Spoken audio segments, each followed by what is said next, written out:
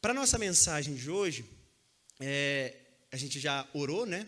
Pedindo o direcionamento de Deus. E eu queria já perguntar para os irmãos, e aí não precisa me responder, pode responder no seu íntimo aí.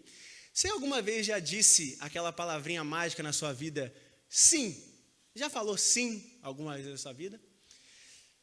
Para aqueles irmãos que são pais, principalmente agora de filhos, crianças aí, provavelmente você já se arrependeu de ter dito essa palavra. Principalmente porque alguns filhos, já que são pecadores em potencial, costumam brincar com as crianças lá na igreja assim, eles fazem aquele jogo, né? Meu pai não deixou, então vou falar com minha mãe. Minha mãe não deixou, então vou falar com meu pai. Até alcançar aquele sim que eles tanto esperam para fazer ou ir para tal lugar, enfim, não importa. Geralmente, às vezes, você pode até se arrepender de falar essa pequena palavrinha aí. E essa palavra, ela é capaz de abrir várias portas, ou até mesmo escancarar janelas na nossa vida. Só que também ela é capaz de trazer muitos desconfortos, principalmente para aquelas pessoas que não sabem falar não, só sabem falar sim. Você já viu pessoas assim? Talvez você seja uma delas. Você não consegue falar não. Se eu peço para você fazer o impossível, você vai fazer porque eu tenho aquela dificuldade de falar não. Porque o que o outro vai achar, o que ele vai pensar? E muitas vezes, quando você fala o primeiro não da sua vida, você se torna a pior pessoa do mundo.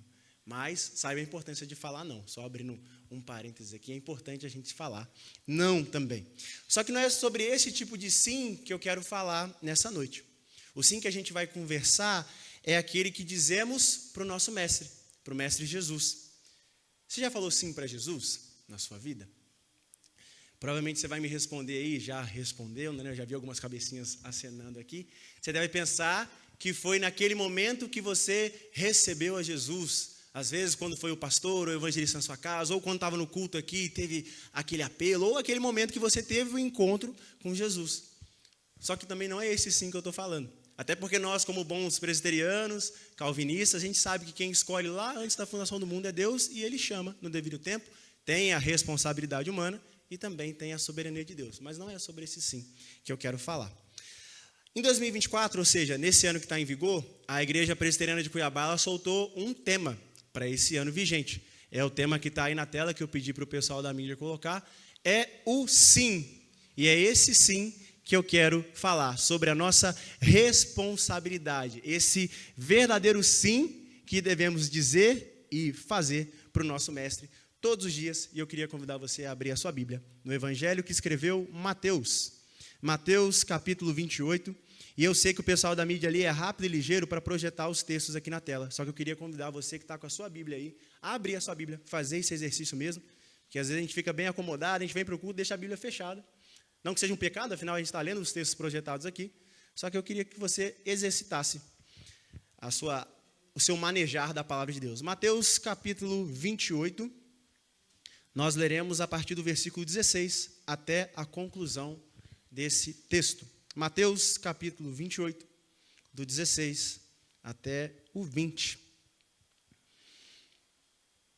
Diz assim a palavra de Deus. Seguiram os 11 discípulos para a Galiléia, para o monte que Jesus lhes designara. E, quando o viram, o adoraram. Mas alguns duvidaram.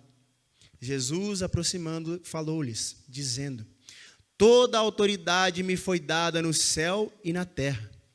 Ide, portanto, fazei discípulos de todas as nações, batizando-os em nome do Pai, e do Filho, e do Espírito Santo, ensinando-os a guardar todas as coisas que vos tenho ordenado. E eis que estou convosco todos os dias, até a consumação do século.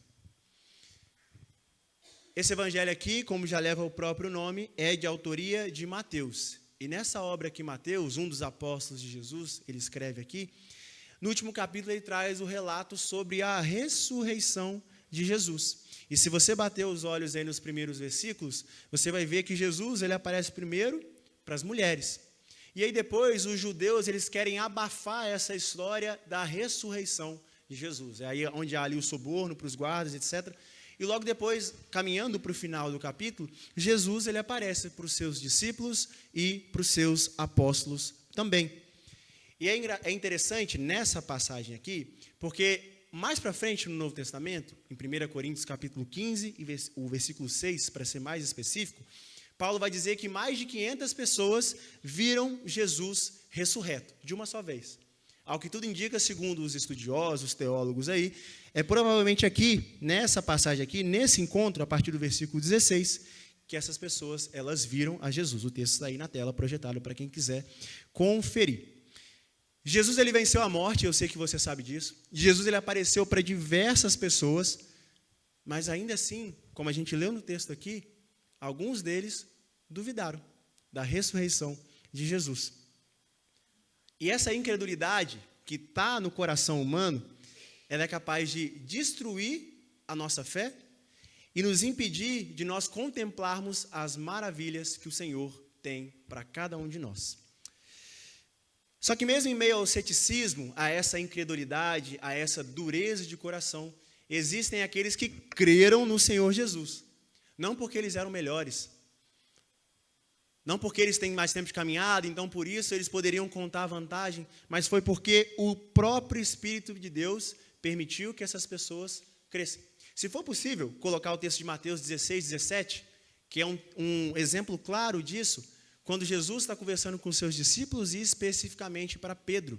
Não é porque Pedro era melhor que ele conseguiu dar uma resposta: tu és o Cristo, o Filho de Deus vivo. Jesus, ele diz para ele, logo após essa resposta: feliz és tu, Simão Barjonas, porque não foi carne e sangue que tu revelaram, mas meu Pai que estás nos céus. Pedro, não é porque você é o líder dos apóstolos, porque você é o melhor que eles, mas é porque o Espírito te revelou que eu sou o Cristo, o Filho do Deus vivo.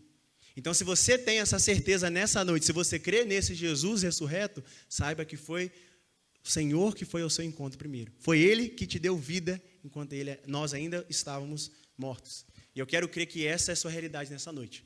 Uma pessoa, um crente, cheio de vida e cheio da presença do Espírito Santo do Senhor. E se você tem esse Espírito, se você se intitula como cristão, você também foi chamado para ser seguidor integral do Mestre, para ser esse, sim. Mas o que esse seguidor integral do Mestre quer dizer? Primeira coisa é que você é crente. Guarde bem isso. O seguidor integral do Mestre é crente. Então, para você ser esse seguidor, você precisa ser crente. Volte seus olhos para a Bíblia mais uma vez, e não feche ela, por favor, deixe ela aberta lá no texto de Mateus. Leiamos de novo os versículos 16 e 17, olha só. Seguiram os 11 discípulos para a Galiléia, para o monte que Jesus lhes designara. E, quando o viram, o adoraram. Mas alguns duvidaram. Ser crente, como o próprio nome já diz, é crer ou ter convicção em algo ou alguém. Se a gente parar para pensar no significado da palavra crente, todo ser humano é crente em alguma coisa. Até mesmo um ateu. Às vezes a gente fala assim, o ateu ele não crê em nada, ele crê nele mesmo. O ser humano em si só, como já diria Luiz Berkoff, ele é religioso. Ou seja, ele precisa crer em algo, nem que seja, se apegar em algo, nem que seja nele mesmo. Então, todos nós somos crentes. Perceba aí. Então, ímpios e cristãos são crentes. Eles creem em algo. É justamente a grande questão aqui, e o grande diferencial, é o que nós cremos. É onde está o nosso coração. E aí tem um texto na palavra de Deus, em Romanos, capítulo 1, do versículo 20 a 25, ele fala assim: os atributos invisíveis de Deus, assim o seu eterno poder, como também a sua própria divindade, claramente se reconhece, desde o princípio do mundo, sendo percebido por meio das coisas que foram criadas.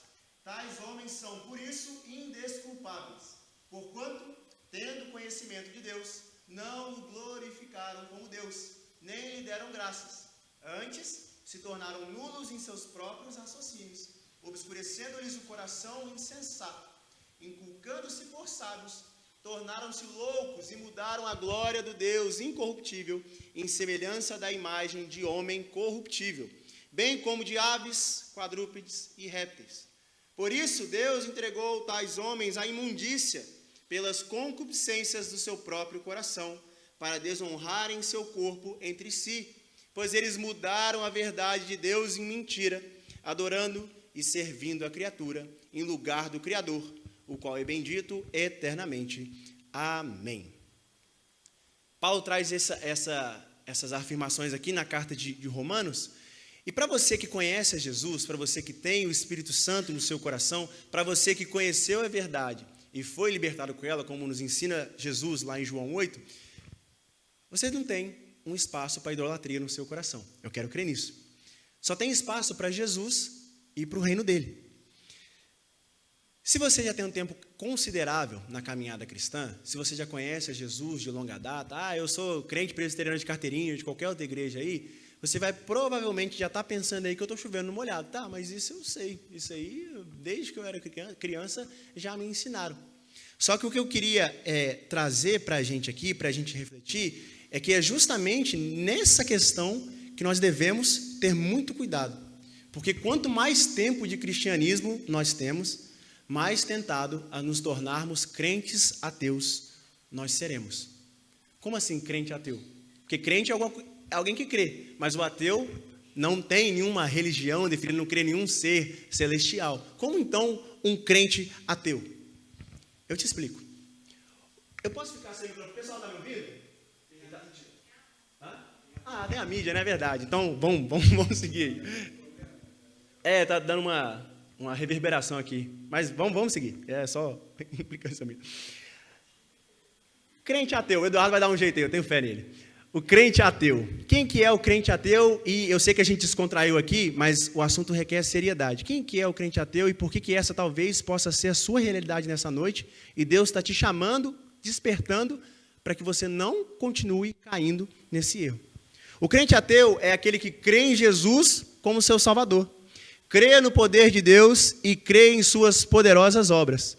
Porém, quando chegamos na prática, ele acaba duvidando. Você tem Jesus no seu coração. Você já experimentou da transformação e da salvação também. Você é membro de uma igreja, fez sua profissão de fé, foi batizado, participa do coral, do louvor, da sociedade interna, de qualquer outra coisa que tenha na igreja, você gosta de participar. Só que por muitas vezes nós podemos ainda assim sermos ativos na igreja e sermos esse crente ateu. Como? A gente sabe que Deus é gracioso, a gente sabe que Deus é poderoso, que Ele é capaz de transformar e salvar vidas. Mas sabe aquele irmão custoso, que às vezes pega no seu pé, que é chato?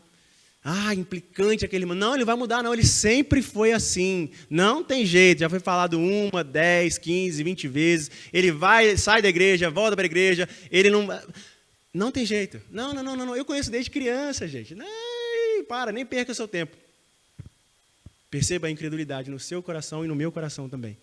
Nós sabemos que Deus pode transformar, mas aquela pessoa é muito custosa. Não, ela sempre foi assim. Então não dá, não. Da mesma forma, às vezes, um familiar que a gente já pregou o evangelho incontáveis vezes para aquela pessoa. 1, 2, 5, 10, 15, 20, milhares de vezes. Mas ela não toma uma decisão por Jesus. Ela não sai de cima do muro. Às vezes a gente olha alguma pessoa na rua, principalmente no bairro Santo Agostinho aqui, que é um bairro mais carente, né? A gente vê a situação de algumas pessoas, a gente fica assim, nossa, aquela pessoa ali, voltando bêbada do bar ali, não está nem conseguindo achar o caminho de casa. Aquele ali não tem jeito mais não. Mas Deus pode transformar? Pode, nós cremos, damos amém, glória a Deus. Nós somos presbiterianos, mas pode dar um glória até a gente, não é pecado não. Pastor Silas, não é pecado não. Ufa! Eu falo isso lá na igreja também, apesar de a gente não ter muito costume, não é pecado não. Deus transforma, Deus salva, Jesus salva, mas não para aquele fulano. Perceba como a incredulidade vai tomando conta do nosso coração e às vezes a gente nem percebe.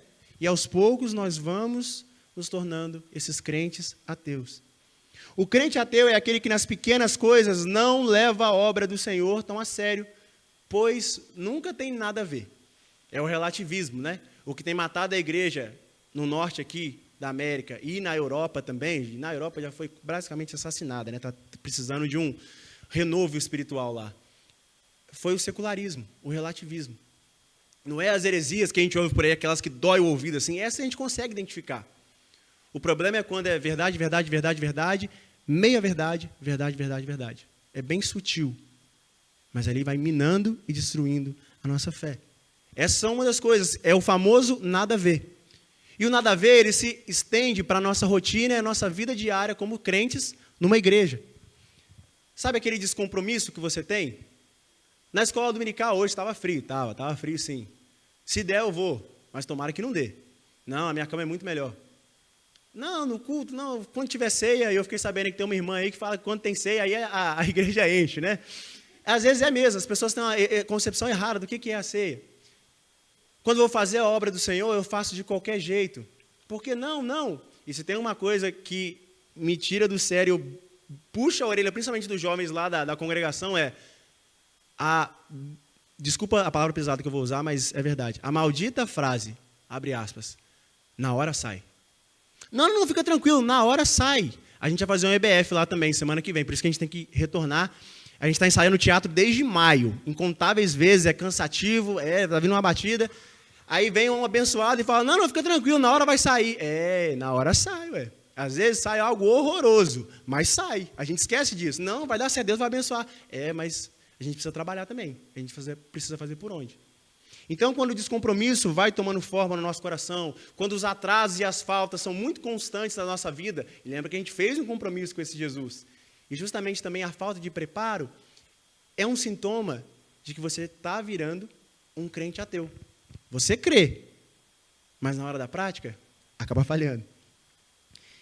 O crente ateu é aquele que tem a ideia de que a graça de Deus é algo barato. Deus, ele é Deus. Deus, ele é amor. Deus, ele é justo. E Deus, ele perdoa. Porque ele é um Deus gracioso. E ele perdoa mesmo. E por conta disso, eu posso pecar incontáveis vezes. Não tem problema. Ele vai me perdoar. Depois eu vou dobrar meus joelhos aqui, seja na igreja, seja lá em casa, e ele vai me perdoar. Porque ele é Deus. A palavra fala que ele é gracioso. E ele é mesmo. Só que tornar essa graça maravilhosa de Deus numa graça barata, numa ideia de que não importa, eu posso fazer, pecar, premeditadamente, e depois pedir perdão, é desmerecer a graça de Deus. É não valorizar aquilo que Jesus sofreu no maldito madeiro. Esse é um dos sintomas, que nós estamos nos tornando crentes ateus. Por isso Jesus nos exorta a sermos vigilantes. Vigiem e orem para que não caiam em tentação, para que nós não venhamos a nos tornarmos incrédulos diante dessas circunstâncias do dia a dia. Nós somos chamados a sermos crentes, e esse crente aí é em caixa alta, maiúsculo. Nós somos crentes no Senhor Jesus. Então, muito cuidado nessa parte para não nos tornarmos esses crentes ateus. Então, a primeira característica aí para nós sermos seguidores integrais do Mestre é nós sermos crentes, e crentes no Senhor Jesus. Então, cuidado com o extremo oposto. Mas, em segundo lugar, um seguidor integral do Mestre implica em nós sermos obedientes. Se você é um seguidor de Jesus, você precisa ser obediente a Jesus. Assim como eu também, todos nós. Volte seus olhos mais uma vez para o versículo, agora o versículo 19 e o versículo 20, que é um dos textos mais conhecidos aí, da parte final do Evangelho que escreveu Mateus. Ide, portanto, fazer discípulos de todas as nações, batizando-os em nome do Pai, e do Filho, e do Espírito Santo, ensinando-os a guardar todas as coisas que vos tenho ordenado. E eis que estou convosco todos os dias, até a consumação do século. Se você já ouviu algumas pregações em cima desse texto aqui, ou já leu a Bíblia, às vezes você já ouviu ou chegou à conclusão que o imperativo aqui, nesse versículo, é o ide. Nós precisamos ir, nós precisamos fazer a obra de Deus e fazê-la ainda mais conhecido. Aqui a gente estava tendo agora há pouco o relato aqui dos missionários, os missionários que a igreja apoia, e semana passada foi falado um pouco mais sobre uma outra região também. Nós precisamos ir, nós somos esses missionários. E de fato, é verdade, nós precisamos ir, nós precisamos fazer Deus conhecido. Só que o id aqui, ele não está no imperativo não, nesse texto aqui, pelo menos não. Talvez você já tenha ouvido também, em cima desse texto aqui, que o id, na verdade, é um gerúndio, ou seja, algo contínuo. Não é id, é indo. Então, enquanto você vai indo pelo mundo, você vai fazendo com que ele seja conhecido, pregando o evangelho a toda criatura, que também é uma verdade. Enquanto nós estivermos indo, onde a planta do nosso pé pisar, nós precisamos deixar as marcas do nosso Senhor e Salvador, Cristo Jesus. Isso é verdade também. Só que a ideia aqui desse texto é a ordenança que Jesus traz para a gente, o imperativo aqui é fazer discípulos. Jesus fala aqui para nós fazermos discípulos. Até porque ir, qualquer um pode ir. E aqui um exemplo bacana que a gente aprende lá no IBEL, no segundo ano a gente tem uma matéria muito legal que eu esperei, desde que eu fiz a minha inscrição no IBEL, que eu vi o currículo lá, eu falei assim, eu quero essa matéria aqui. Seitas e heresias, onde a gente aprende um pouco mais sobre as outras religiões aí, o que a gente considera como seita. E a gente vai estudando algumas seitas de forma panorâmica e qualquer um pode ir. Você vai aqui no domingo ou num sábado, depende do dia, você acha aqui umas duplas. Pessoas aqui, de 2 em 2, batendo de porta em porta, uma bolsinha aqui, distribuindo folhetos, os testemunhos de Jeová. E se você tem algum familiar, conhece algum testemunho de Jeová, não quero em nenhum momento desmerecer aqui o ser humano. A gente tem contra as ideias, a doutrina, não as pessoas. Inclusive, a gente tem que pregar para essas vidas. Mas os testemunhos de Jeová, eles vão. E muitas vezes eles vão muito mais que nós, que somos crentes. E eu vou além, crentes presbiterianos, calvinistas, que a graça de Deus nos salvou, e nós entendemos os 5 pontos do calvinismo, nós entendemos 5 solas da reforma, nós sabemos recitar alguns versículos, e às vezes a gente fica com um bumbum quentinho sentado aqui. E os testemunhos de Jeová estão lá, indo. Perceba que qualquer um vai. Nós estamos acomodados, então aqui já é uma coisa para a gente despertar. Lá na igreja, ano passado, eu fiz alguns evangelismos pelo bairro, é aquela coisa, não é, eu já participei aqui também, quando a gente marca o evangelismo, né, vem poucas pessoas. Louvado seja o Senhor pelas poucas pessoas, a gente tem que começar a valorizar as pessoas que vêm, não as pessoas que faltam. Mas evangelismo, como qualquer lugar, vem menos pessoas. Fiz o evangelismo na sexta-feira, deu aqueles 6, 7 pessoas. Fiz no sábado, foi sábado, ninguém trabalha, sábado, final da tarde, mais fresquinho lá, porque Cuiabá é um calor danado. 5, 6, 7 pessoas. Aí eu, beleza. Dia da Bíblia, que dia é o dia da Bíblia? Algum irmão sabe? Dia da Bíblia? Dezembro. Dezembro nós fizemos o dia da Bíblia, o segundo domingo de dezembro. Vamos fazer o evangelismo pelo bairro distribuindo Bíblias para a comunidade. Domingo, horário da escola dominical. Nós nos encontramos na igreja e fomos sair distribuindo Bíblias. Agora vai. Domingo, dia do Senhor, os crentes vêm. 10 pessoas. Nós temos o conhecimento da palavra. Nós sabemos o que temos que fazer. Mas muitas vezes nós não vamos. Nós às vezes entendemos aqui, a gente tem que ir, enquanto a gente estiver indo, fazer Jesus conhecido. Mas a gente tem extrema dificuldade de colocar em prática. Mas eu estava falando aqui dos testemunhos de Jeová, que eles vão. Seita, mas eles vão. Outra pessoa que não precisa nem ser crente, mas vai também. O médico. Um médico que não é crente, não, às vezes não tem religião nenhuma, mas ele se sente sensibilizado a atravessar o Oceano Atlântico e ir lá para o outro lado do mundo só para fazer boas obras ali, exercer a sua profissão ali. Ele também está indo.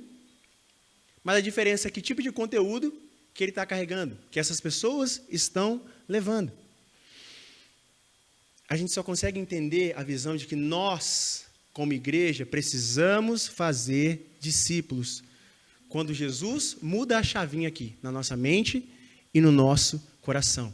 O que faz a diferença principal entre esse ir dos testemunhos de Jeová, do médico que eu citei aqui, e para nós que somos crentes, é o ir e pregar a palavra de Jesus, fazendo discípulos.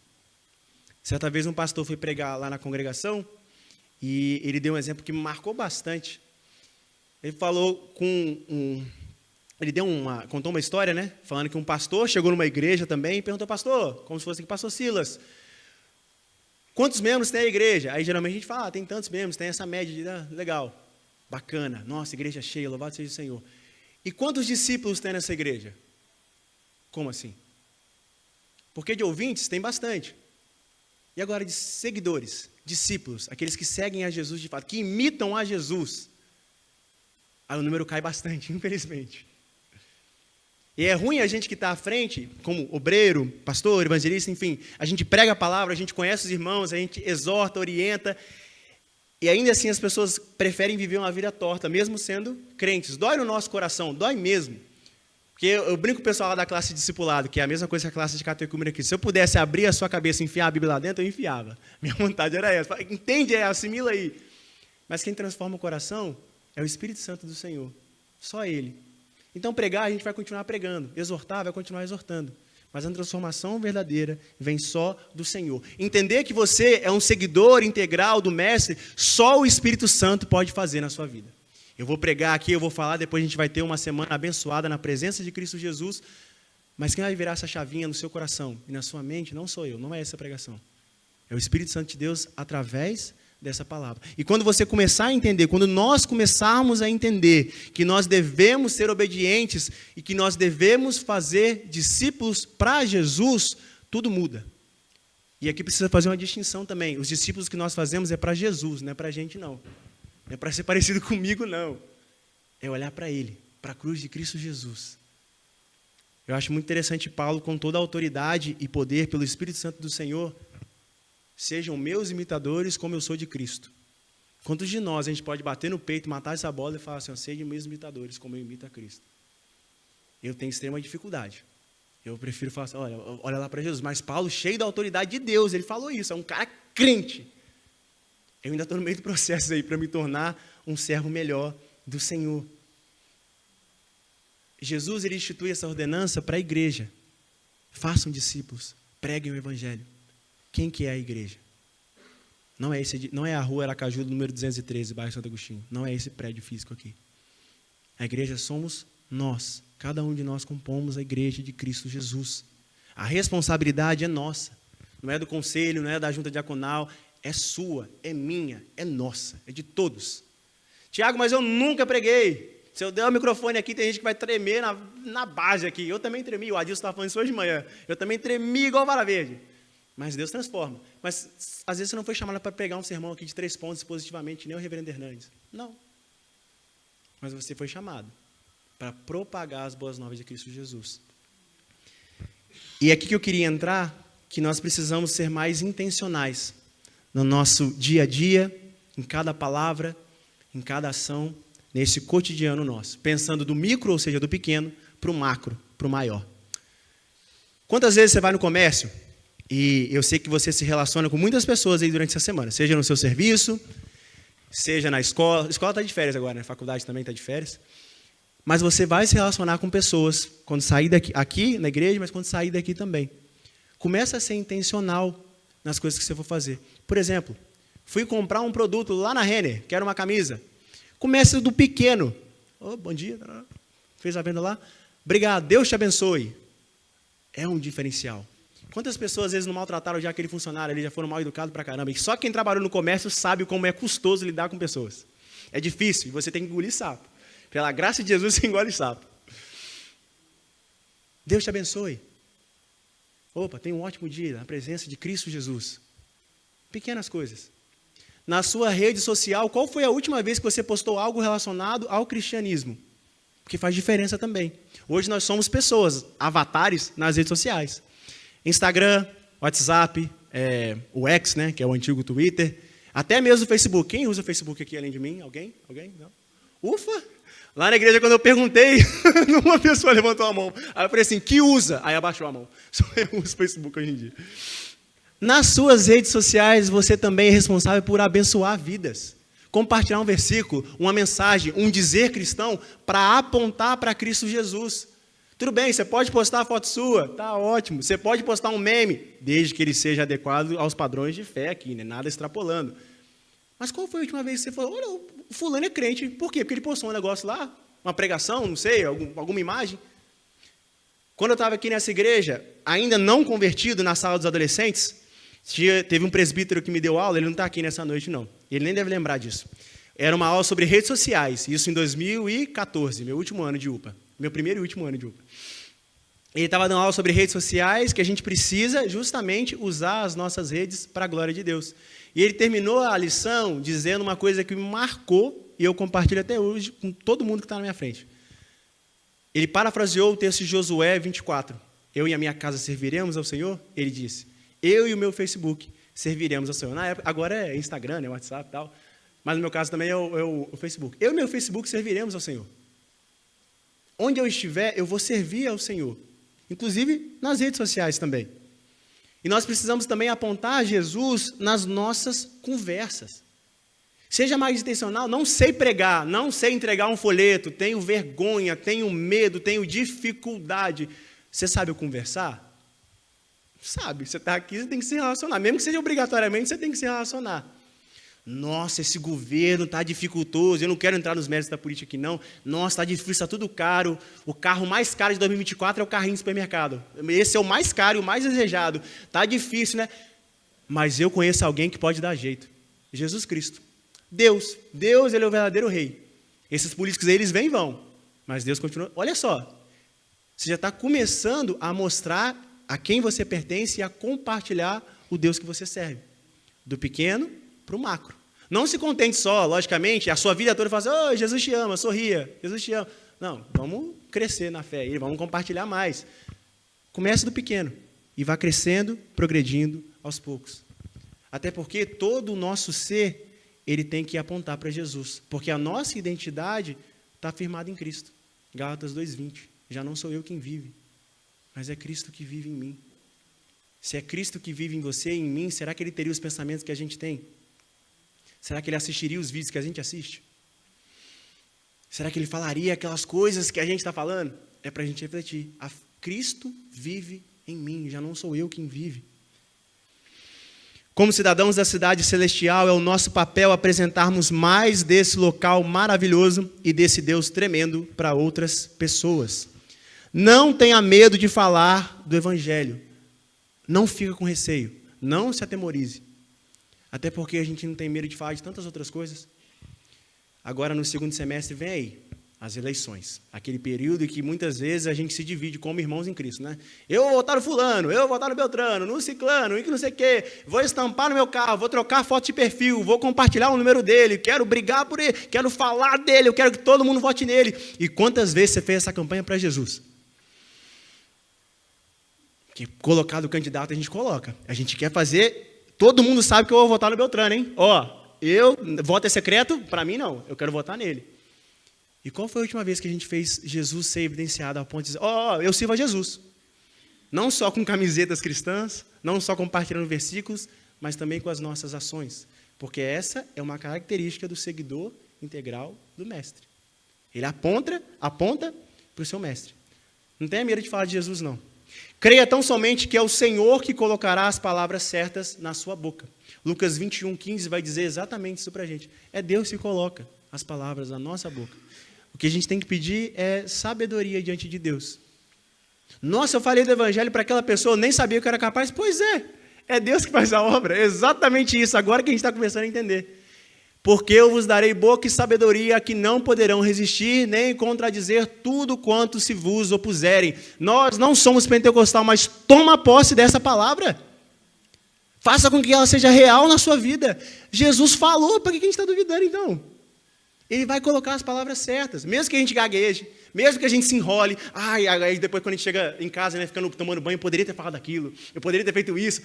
Fica tranquilo, Deus está fazendo a obra. Apesar de nós, Deus ele vai continuar fazendo a obra dele. Ser um discípulo de Jesus é viver o desejo de fazer outros discípulos para Cristo. Afinal, a obra continua. Qual legado você tem deixado para aqueles que estão à sua volta? Desculpa te falar essa verdade aqui. A gente já está caminhando para o final.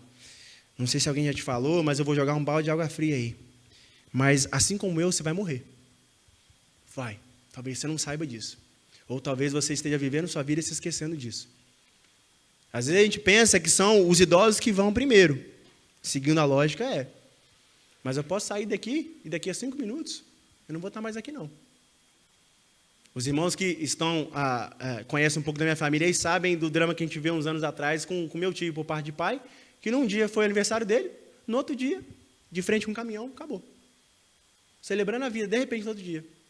A gente estava lá, lamentando. A vida é um sopro. Qual o legado que a gente tem deixado? O Tiago é aquele cara muito engraçado. Nossa, piadista. Ou não, né? Às vezes não é tão engraçado assim, não. Aquele cara muito chato. O fulano de tal, a gente vai lembrar sempre dele assim. Por que não deixar o legado? Ali foi um servo do Senhor Jesus. Nossa, aquela pessoa, ela era incrível. Em Cristo Jesus. Não para o nosso próprio mérito, mas para apontar para Ele. Porque depois de um certo tempo, as pessoas que conheceram a gente, elas vão perecer também. E aí o nosso nome vai ser esquecido mesmo. Mas que o nosso nome seja esquecido, mas que de Cristo continue sendo evidenciado. Para concluir, quando eu fiz a classe de catecúmenos em 2015, o pastor Silas, acho que ele usa essa frase até hoje, porque eu uso ela lá, na igreja também. Então, eu me apropriei dela aí. Não sei se ela é exatamente assim, mas o conceito é justamente esse. Se no passado todos pensassem em evangelizar como você está fazendo, será que o evangelho chegaria até você? Porque no passado a gente vê na história da Reforma sobre Lutero, Calvino, Zwingli, a gente vê outros homens também em séculos passados, em séculos para frente, pessoas que se empenharam na fé cristã, foram homens e mulheres cheios do Espírito Santo de Deus. E a gente fica, nossa, que incrível, heróis da fé, a galeria da fé lá em Hebreus, maravilhoso. Se essas pessoas tivessem a mesma gana que a gente tem de falar de Jesus, será que o evangelho continuaria sendo permeado? Biblicamente, teologicamente, sim, porque não depende de nós, é Deus que faz a obra. Mas se a gente fizer esse exercício, a gente vai conseguir entender e ver como que a gente está falho na parte de compartilhar o evangelho. E se você o faz, irmão, glória a Deus, continue fazendo. Mas se não o faz, esse é o momento para que a gente reflita. Caramba, eu sou um discípulo, eu me chamo de cristão, eu creio no Senhor Jesus, mas eu estou parecido mais com um crente ateu do que com um seguidor integral do Mestre. O evangelho chegou até nós pela graça e misericórdia de Deus e porque alguém um dia contou as boas novas para nós. Essa pessoa foi instrumento de Deus em nossas vidas e agora é o nosso papel dar continuidade a esse grande movimento, que não é o nosso movimento, mas sim o mover de Deus. E eu encerro aqui com um relato de Atos, capítulo 5, numa história que às vezes passa batido por nós, um personagem que talvez você conheça de ouvido, mas esse relato em específico passa batido. Gamaliel, professor de Paulo. Talvez vocês, Paulo foi criado aos pés de Gamaliel. Só que lá em Atos 5, vai contar pra gente que ele aparece, né? Tá tendo um burburinho, afinal, algumas pessoas que se chamam pelo do caminho estão perturbando aí o mundo, né? Pregando o evangelho aí, tá dando uma correria danada aí. Gamaliel é chamado, ele conhece bastante a lei de Deus. E aí, o que você acha? Dá um parecer aí pra gente, esse povo aí é o quê? É o seguinte... Teve um tempo que ele se levantou um homem chamado Teudas. Ele fez um movimento aí, mas depois que ele morreu, acabou. Cada um foi para um canto e acabou esse movimento que ele começou. Mais para frente teve um homem chamado Judas, o Galileu, que também fez um motim, uma rebelião, aí um movimento grande, civil ali. Ele morreu. Acabou. As pessoas foram dispersas. Gamaliel, com sabedoria, disse: se esse movimento for de homens, que esses crentes aí, esses tais do caminho estão falando, se isso for mover de homem, vai dissipar, vai matar eles, vai prender eles, vai acabar. Porém, se for um mover de Deus, nova versão do Tiago atualizada aqui, sai de baixo, porque não vai acabar aqui não. E pasme, esse mover de fato é de Deus, porque cá estamos nós no século 21, compartilhando, falando, vivendo, cantando dessa palavra, desse Deus. A obra é de Deus. Nós somos privilegiados de sermos chamados de seguidores integrais do Mestre. Mas não é qualquer um que pode ser seguidor integral, não. Nós precisamos ser crentes nesse Senhor Jesus e precisamos, acima de tudo, sermos obedientes ao Deus dessa palavra. Quando você entender isso, o seu relacionamento com Deus vai mudar. Quando você entender isso de fato, você vai conseguir demonstrar o amor que você tem a Deus. Como é que você demonstra que você ama a Deus? Não, eu amo a Deus. Eu amo a Deus acima de todas as outras coisas. Como é que você demonstra que ama a Deus? Servindo na igreja local. Porque você não pode ser considerado um seguidor integral do Mestre e chegar aqui e achar que só você vai ser servido. Ser um crente de banco, que a gente fala, né? Se você foi chamado por Jesus, você foi chamado para trabalhar nessa seara que é enorme e sempre precisa de trabalhador. É que nem coração de mãe, sempre cabe mais um. De fato, é isso mesmo. Sempre vai caber mais um. Mas o conselho eu acho que deveria fazer tal coisa. Dá sugestão lá então. Fala, se disponibiliza para servir. Mas o fulano de tal está fazendo errado. Ensina como faz então. Vai lá e caminha junto. Demonstrar o amor a Deus, uma das formas, como crentes de uma igreja local, é servir a Ele nesse lugar aqui. Feche seus olhos, eu queria orar para consagrar as nossas vidas diante de Deus, para que nós venhamos a sermos feitos seguidores integrais do Mestre. Se você já é, glórias a Deus. Mas se você está começando a cair a ficha agora, Deus, Ele quer falar justamente e trabalhar no seu coração e no meu também. Deus, nós queremos te agradecer por esse tempo precioso aqui, do compartilhar da Tua Palavra. Nós te louvamos porque o Senhor é bom e nós temos a liberdade de cultuarmos a Ti nesse dia de hoje, nesse dia que é chamado Dia do Senhor. E nossa oração nesse momento é para que o Senhor transforme o nosso entendimento, o nosso coração, para que todas essas coisas, todo o nosso ser, seja inclinado para a sua vontade, Deus. E como é difícil servir ao Senhor, porque a nossa velha natureza tenazmente nos assedia. O pecado, Satanás, tudo isso que vai contra a Tua palavra, bate em nossa porta, para que a gente negue ao Senhor, para que a gente negue a nossa fé, para que venhamos e sejamos como crentes ateus. Nós cremos, mas ao mesmo tempo nós não cremos. Que desafio é servir a Ti, Deus. Mas o Senhor é um Deus gracioso. É um Deus que não nos deixa permanecer da forma que estamos. O Senhor nos transforma dia após dia, vez após vez. Então, se for necessário, Deus dê um chacoalhar, porque assim como nós precisamos sacudir algumas árvores para cair frutos, assim o Senhor faz conosco também. Chacoalhe-nos, ó Deus, para que venhamos a render bons frutos na presença gloriosa de Cristo Jesus, sabendo que todos esses frutos é graça do Senhor, é porque o Senhor tem agido através de nós.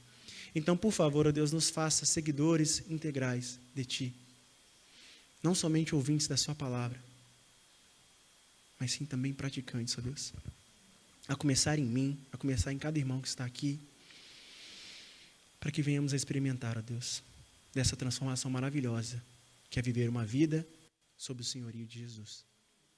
É o que nós pedimos, é o que nós oramos, em nome daquele que nos salvou. Amém, Deus.